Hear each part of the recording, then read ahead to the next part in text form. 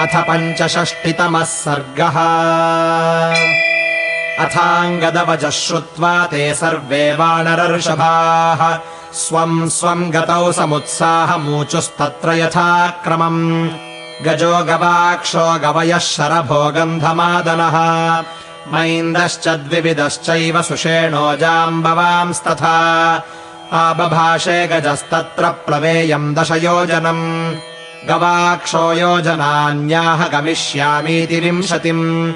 शरभो वानरस्तत्र वानरांस्तानुवाचः 30 तु गमिष्यामि योजनानाम् प्लवङ्गमाः। ऋषभो वानरस्तत्र वानरांस्तानुवाचः 40 गमिष्यामि योजनानाम् न संशयः। वानरांस्तु महातेजा अब्रवीद्गन्धमादनः योजनानाम् गमिष्यामि 50 तु न संशयः। मैन्दस्तु वानरस्तत्र वानरांस्तानुवाचः योजनानाम् परम् 60 प्लवितुमुत्सहे। ततस्तत्र महातेजा द्विविदः प्रत्यभाषत गमिष्यामि न सन्देहः 70 योजनान्यहम्। सुषेणस्तु महातेजाः सत्त्ववान् कपिसत्तमः 80 प्रतिजानेऽहम् योजनानाम् पराक्रमे। तेषाम् कथयताम् तत्र सर्वांस्ताननुमान्य च। ततो वृद्धतमस्तेषाम् जाम्बवान् प्रत्यभाषत पूर्वमस्माकमप्यासीत् कश्चिद्गतिपराक्रमः। ते वयम् वयसः पारमनुप्राप्ता स्म साम्प्रतम्। किन्तु नैवम् गते शक्यमिदम् कार्यमुपेक्षितुम्। यदर्थम् कपिराजश्च रामश्च कृतनिश्चयौ साम्प्रतम् कालमस्माकम् या गतिस्ताम् निबोधत। 90 योजनानाम् तु गमिष्यामि न संशयः।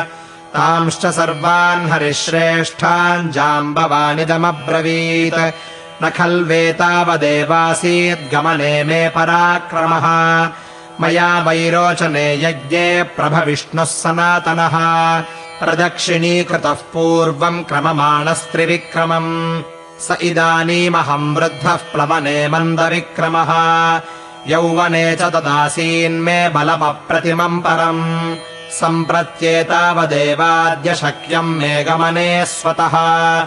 नैतावता च संसिद्धिः कार्यस्यास्य भविष्यति। अथोत्तरमुदारार्थमब्रवीदङ्गदस्तदा अनुमान्य तदा प्राज्ञो जाम्बवन्तम् महाकपिः अहमेतद्गमिष्यामि योजनानाम् 100 महत्।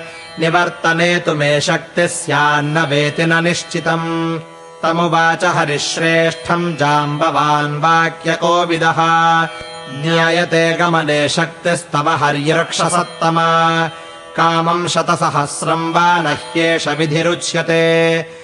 योजनानाम् भवान् शक्तो गन्तुम् प्रतिनिवर्तितुम्। न हि प्रेषयिता तातः स्वामी प्रेष्यः कथञ्चन। भवतायम् जनः सर्वः प्रेष्यः प्लवगसत्तमा। भवान् कलत्रमस्माकम् स्वामिभावे व्यवस्थितः। स्वामी कलत्रम् सैन्यस्य गतिरेषा परन्तप। अपि वैतस्य कार्यस्य भवान् मूलमरिन्दमा।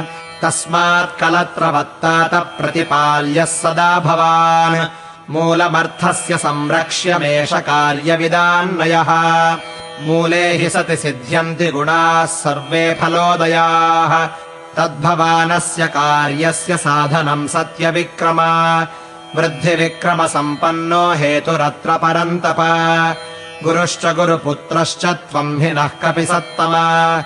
भवन्तमाश्रित्य वयम् समर्था ह्यर्थसाधने।